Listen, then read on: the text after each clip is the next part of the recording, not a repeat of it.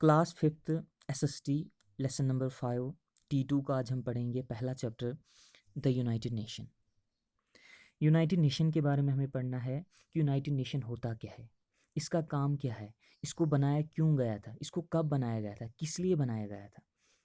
इसको बनाया गया था 1945 में, लेकिन बनाया क्यों गया था ये हम पढ़ेंगे इस बुक में। इसको क्यों बनाया गया था, क्या हुआ कि इससे पहले और एक ऑर्गेनाइजेशन बनाई गई थी जिस ऑर्गेनाइजेशन का नाम था लीग ऑफ नेशन, लेकिन वो फेल हो गई थी क्योंकि वो अपने ऑब्जेक्टिव्स, जो उसके ऑब्जेक्टिव्स थे, जो उसका काम था, वो कर नहीं सकी, नॉन फंक्शनिंग रही, इस वजह से वो फेल हो गई। लेकिन वो कब बनाई गई थी, जब वर्ल्ड वार फर्स्ट हुआ था 1914 में। तो जब वर्ल्ड वार फर्स्ट चला 4 साल तक वो चला, 1914 से लेके 1918 तक।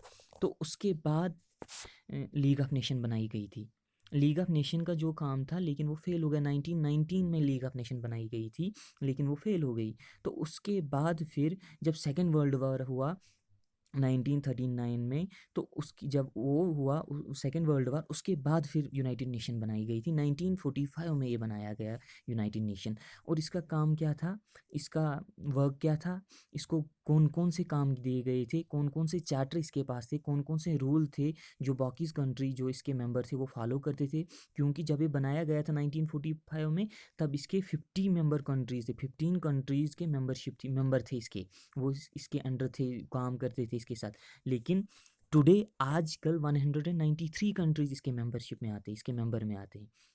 लेकिन जब वो 15 कंट्रीज़ थी, वो इसके चार्टर जो निकाला गया था, इसके रूल्स जो थे उसके हिसाब चलती थी। लेकिन आजकल वो 193 कंट्रीज़ इसके चार्टर के हिसाब से चलती है। तो यूनाइटेड नेशन क्यों बनाया गया था, इसका काम क्या था, वो हम इस बुक में पढ़ेंगे। पहले इस बुक में वर्ल्ड वार फर्स्ट और सेकेंड के बारे में लिखा होगा। फिर हम इस पर, आप देख रहे हो कि यहाँ पर इसका topic formation of United nation, वहाँ से यूनाइटेड नेशन के इसकी फॉर्मेशन का हम पढ़ेंगे। इसका फॉर्मेशन कैसे हुआ था, क्यों हुआ था, इसका काम क्या था। लेकिन सबसे पहले हम पढ़ेंगे कि वर्ल्ड वार फर्स्ट हुआ क्यों था।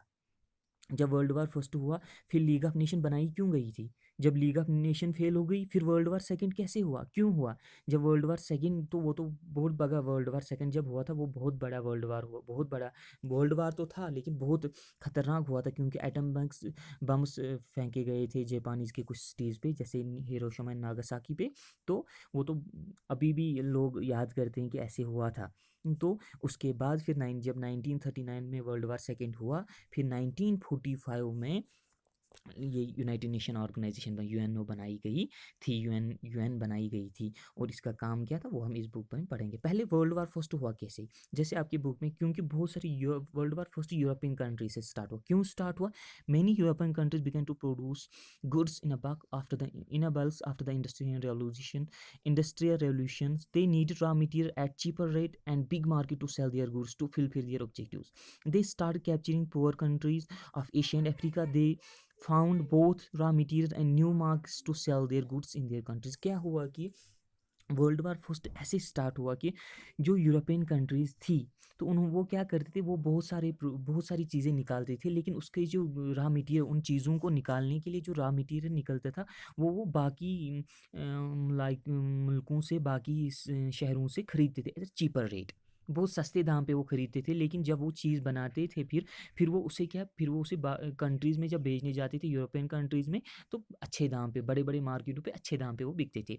लेकिन क्या हुआ, जब वो ऐसी वो चीज़ें खरीदने लगे, कुछ वो फिर छोटे छोटे मुल्कों से, जैसे यहाँ पर दिया है, they found both raw materials and market to sell their goods in their countries, जैसे Asian, capturing poor countries of Asia and Africa. वो रॉ मटेरियल वो वहाँ से खरीदते थे, फिर उसको बेचते थे। लेकिन क्या हुआ कि इसके साथ साथ इन्होंने ट्रेड करना, इन यूरोपियन कंट्रीज़ ने अब ट्रेड किया फॉरेन कंट्रीज़ के साथ। यूरोपियन कंट्रीज़ ने अब ट्रेड किया, जो ये कंट्रीज़ थी, इन्होंने अब ये कारोबार स्टार्ट किया दूसरे मुल्कों के साथ। स्टार्ट क्यों किया, क्योंकि इनके पास ये निकलता था, ये रॉ मटेरियल चीपर रेट पे लेते थे, उसको कहाँ सस्ते दाम पे वो ख़रीदते थे। लेकिन जब इन्होंने वो फिर दूसरे मुल्कों के साथ ट्रेड करना स्टार्ट किया, all European countries started fighting among themselves. लेकिन इससे क्या हुआ, जितनी भी यूरोपियन कंट्रीज़ थी, इनको आपस में अब जलसी फील होने लगी एक दूसरे के पावर से। ये एक दूसरे के पावर से अब थोड़े से डगमगाने भी लगे और जेलस भी हुए ये यूरोपियन कंट्रीज़ कि ये ऐसे कर रहे हैं। तो इसके साथ क्या हुआ, the finally result as the world war, as the big war in which the many countries of the world, in which the many countries were involved.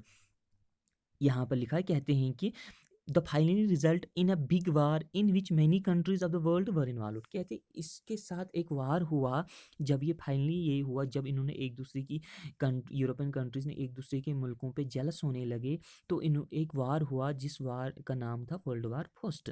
It come to known as the world war first, जिस war का नाम था world war first. क्यों हुआ ये? क्योंकि ये अब ट्रेड लगने करने लगे थे बाकी मुल्कों के साथ भी। It it start in 1940 and last from over years till 1918। ये कब स्टार्ट हुआ था? 1914 से स्टार्ट हुआ, जो मैंने आपको पहले ही कहा। वर्ल्ड वार फर्स्ट 1914 से स्टार्ट हुआ और कहाँ तक? 4 सालों तक चला, 1918 तक। जब ये 1918 तक चला, फिर उसके बाद हुआ कि अब जो वार होने लगे, बहुत सारा नुकसान इससे हुआ। इस वार से 4 साल जो ये फर्स्ट वर्ल्ड वार चला, लाइफ पे नुकसान हुआ, प्रॉपर्टीज़ पे नुकसान हुआ और बहुत सारा नुकसान हुआ। The destruction caused by the this war forced by the prominent leaders of the world to together and think how they prevent such wars कहते हैं। इसके बाद ये होने लगा कि अब जो लीडर्स थे कुछ इन यूरोपियन कंट्रीज़ के, ये इकट्ठे हुए, टुगेदर हुए, इकट्ठे हुए और इन्होंने सोचना स्टार्ट किया कि अब इसको हम कैसे प्रिवेंट करें, इसको हम कैसे बचाएं, इस वार को हम कैसे बचाएं कि आगे ऐसा वार फिर ना हो। तो इन्होंने एक ऑर्गेनाइजेशन बनाई। They decide to form an organisation called the League of Nation. इन्होंने एक ऑर्गेनाइजेशन बनाई, जिस ऑर्गेनाइजेशन का नाम इन्होंने रखा लीग ऑफ नेशन। कब बनाई गई है? 1919 में। 1918 तक वर्ल्ड वार फर्स्ट तो चला, फिर 1919 में ये बनाई गई। लेकिन जब ये बनाई गई थी, इसको कुछ काम दिया गया, कुछ चार्टर इसके पास दिया गया। इन यूरोपियन कंट्रीज़ ने इसको कुछ चार्टर दिया, कहा कि आपको ऐसे काम करना है ताकि पूरे वर्ल्ड में शांति, अमन कायम रहे। तो क्या था वो? इट वाज फाउंड इन 1919, जो ये 1990 में इसका आगाज़ हुआ। However this organisation fail to achieve its objectives and become non function. कहते हैं लेकिन ये लीग ऑफ नेशन जो थी, ये ऑर्गेनाइजेशन जो थी, ये फेल हो गई। क्यों? ये नॉन फंक्शनिंग रही। इन्होंने वो काम ही नहीं किया जो उसको चार्टर, जो उसको रूल दिया गया था, इन्होंने वो काम किया ही नहीं, तो जिसकी वजह से ये फेल हो गई। 1919 में ही ये फेल हो गई। फिर उसके बाद क्या हुआ? आफ्टर द फेलियर जब ये फेल हो गई लीग ऑफ नेशन, तो उसके बाद 1939 में वर्ल्ड वार सेकेंड हुआ। और वर्ल्ड वार सेकेंड जब हुआ 1939, दे after the failure of League of Nations, another great war called the Second World War। ये कहते हैं जो ही ये फेल हो गई लीग ऑफ नेशन 1919 में, उसके बाद ही कुछ सालों के बाद और एक वार हुआ जिसका नाम दिया गया था सेकेंड वर्ल्ड वार। और कब ये हुआ? 1939 में हुआ। कौन? Second world war. तो they was started in the Adolf Hitler invasion of Poland. It was the first global war in the real sense। कहते हैं फिर इसका अब वो जैसे ही world war first European country से स्टार्ट हुआ था, इसका जो एडोल्फ हिटलर था, इसका पोलैंड का जो ये था, ये अब सेकेंड वर्ल्ड वार हुआ। तो they was started with the Adolf Hitler invention of Poland. It was the first global war in the real sense. The destruction caused by this war much more than the first world war. कहते हैं अब first world war से जितनी destruction हुई थी, जितना नुकसान हुआ था, जितनी प्रॉपर्टी, लाइफ, बाकी चीज़ों पे नुकसान हुआ था, अब उससे भी ज़्यादा वर्ल्ड वार सेकेंड से होने लगा। The United States of America dropped 2 atom bombs on the Japanese cities। कहते हैं यूनाइटेड नेशन जो थी, उन्होंने जापान की एक दो सिटीज़ पे जो अब यूनाइटेड नेशन ऑफ अमेरिका जो थी, यूनाइटेड स्टेट्स ऑफ अमेरिका जो थी, उन्होंने क्या किया? उन्होंने इस सेकेंड वर्ल्ड वार में जापान के दो सिटीज़ पे आइटम बम्स फेंके। कब? 6 अगस्त को, जिसका नाम, जो सिटीज़ का नाम था हिरोशिमा एंड नागासाकी। इन पे इन्होंने हिरोशिमा पे 6 पे और नागासाकी 9 अगस्त, इन दो कंट्रीज़ पे इन्होंने इन्होंने ये फेंके। क्या फेंके? आइटम बम्स फेंके। In 1945 the two cities were reduced to ashes within the minutes। कहते हैं 1945 में ये दोनों सिटीज़ ऐश में तब्दील हो गई। ये बिल्कुल तबाह और बर्बाद हो गई दोनों सिटीज़। कौन कौन सी? जापान की सिटीज़ थी। एक का नाम था हिरोशिमा, दूसरा का था नाम नागासाकी। हिरोशिमा में 6 अगस्त को डाला गया था और नागासाकी को 9 अगस्त, तो 1945 में ये डाले गए थे। लेकिन कुछ मिनटों के जब ये डाले, इन कुछ मिनटों के बाद ये दोनों सिटीज़ ऐश में तब्दील हो गई। जो ये सिटीज़ थी ये राख में तब्दील हो गई। फिर उसके बाद 1945 में ही formation of United States, UNO, United Nation Organization का हुआ। तो अब इसका काम क्या था? यूनाइटेड स्टेशन, जैसे लीग ऑफ नेशन को चार्टर दिया गया था, इसी तरह इसको भी चार्टर दिया गया कि आपको इस पे काम करें ताकि आगे ऐसा वार ना हो। आज दो सिटीज़ पे ये ऐसा हुआ, आगे तो बहुत सारी सिटीज़ पे हो सकता है अगर ऐसे ही चलता रहा। इसलिए इनको दिया गया एक चार्टर, एक रूल इनको दिया गया कि आपको ये कायम करना है और इस पे चलना है ताकि आगे ऐसा वार ना हो। अब इस पर रूल जो दिया गया था वो चार्टर हम पढ़ेंगे, इसके कौन कौन से रूल थे, इसका काम क्या था, इसका मकसद क्या था यूनाइटेड नेशन का। लेकिन तब इस यूनाइटेड नेशन के अंदर मेंबर थे, 50 कंट्रीज़ के मेंबर थे, 50 मुल्क के मेंबर इस यूनाइटेड नेशन में थे। लेकिन आजकल 193 कंट्रीज इसके मेंबरशिप में आते, इसके मेंबर में आते। ठीक है, अब इसके बारे में हम पढ़ेंगे।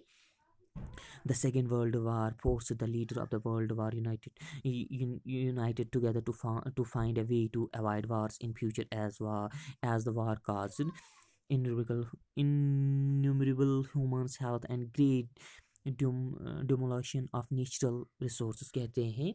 फिर उसके बाद जब ये यूनाइटेड नेशन ऑर्गेनाइजेशन बनाई गई थी, फिर कुछ लीडर यूरोपियन कंट्रीज़ के, और इन्होंने एक अब दूसरा ऑर्गेनाइजेशन बनाई, जिस ऑर्गेनाइजेशन नाम दिया United Nation organisation, UNO, UN. तो ये ऑर्गेनाइजेशन बनाई गई 1945 में, और इसको अपना काम सौंपा गया कि आपको क्या करना है, कैसे ये काम करना है कि आगे फ्यूचर में ऐसा कोई वार ना हो, ऐसी कोई प्रॉब्लम हम पे ना हो। तो इसको यही प्रिवेंट करना थे, वार्स बचाने थे। After many discussion finally the charter of the United states, कहते हैं बहुत सारे डिस्कशनों के बाद, बहुत सारे मीटिंगों के बाद एक चार्टर निकाला गया यूनाइटेड नेशन का, एक रूल बुक निकाली गई, एक बुक उनको दी गई, एक रूल्स उनको दिए गए कि आपको इस पे काम करना है। तो was adapted at the conference in the San Francisco, USA. कहते हैं it was signed by the 50 member countries including India on 24 अगस्त 1945। कहते हैं इसको जब इसका चार्टर दिया गया था सैन फ्रांसिस्को यूएसए में ये बनाई गई, was adopted in the conference, ये कॉन्फ्रेंस जो हुई थी सैन फ्रांसिस्को यूएसए में हुई थी, और 50 मुल्क तब इसके मेंबर में थे, और इन 50 मुल्कों ने साइन दी इंक्लूडिंग इंडिया। इंडिया भी उस मुल्क में, उस कंट्रीज़ के, उस यूनाइटेड नेशन ऑर्गेनाइजेशन में आती थी जिन्होंने अपना साइन दे दिया कि हम इसके रूल, इसके चार्टर के हिसाब से चलेंगे। और 50 मुल्क जो थे उन सारों ने अपनी साइन दे दी, और इसको यूनाइटेड नेशन को बनाया गया। कब बनाया गया? 24 अक्टूबर 1945। Now this day is celebrated at the United, कहते हैं, और अब now this day is celebrated as the UNO day every year from the term United Nation was coined by the USA president Franklin D. कहते हैं अब उसके बाद क्या हुआ, अब हर किसी साल ये सेलिब्रेट किया जाता है, यूएनओ डे 24 अक्टूबर को ये सेलिब्रेट किया जाता था। और इसको यूएसए के प्रेसिडेंट ने, United Nation was coined by the USA president, तब का ये यूएसए का प्रेसिडेंट था जिसका नाम था फ्रैंकलिन डी। तो अब हम आगे इसको पढ़ेंगे। आगे the United Nations achieves its global thought dialogues and consumers among all its member states to countries कहते हैं। इसके बाद क्या हुआ, फिर इस यूएनओ को जब बनाया गया, इसके अपने चार्टर, अपने रूल्स दिए गए कि इसको ऐसे 50 मुल्क जो थे, जो इसके मेंबर में थे, उन्होंने अपने अपने साइन दे दिए कि हम इसके हिसाब से काम करेंगे ताकि आगे ऐसे वार ना हो। Today 193 countries are the member of the UNO, कहते हैं आजकल 193 कंट्रीज इसके मेंबर में आते हैं यूएनओ के, कि आजकल ये इसके चार्टर कितने कंट्रीज फॉलो करते, 193। तब तो सिर्फ 50 150 कंट्रीज़ करती थी, लेकिन आजकल 193 कंट्रीज़ करती है। The head quarter of the UNO are located in the New York. इसका हेड क्वार्टर कहाँ पर है? न्यूयॉर्क में इसका हेड क्वार्टर। अब इसके कुछ ऑब्जेक्टिव्स थे, इसको किस पे काम करना था, इसको जो काम करना था वो इसके ऑब्जेक्टिव्स कुछ दिए गए कि इसको काम क्या करना था। पहला ऑब्जेक्टिव इसका क्या था? इसको काम क्या?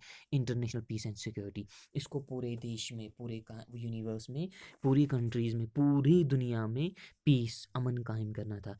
And security all the world, all over the world, पूरी वर्ल्ड में सिक्योरिटी इसको all over the world, international peace and security, पहला ऑब्जेक्टिव इसका ये था।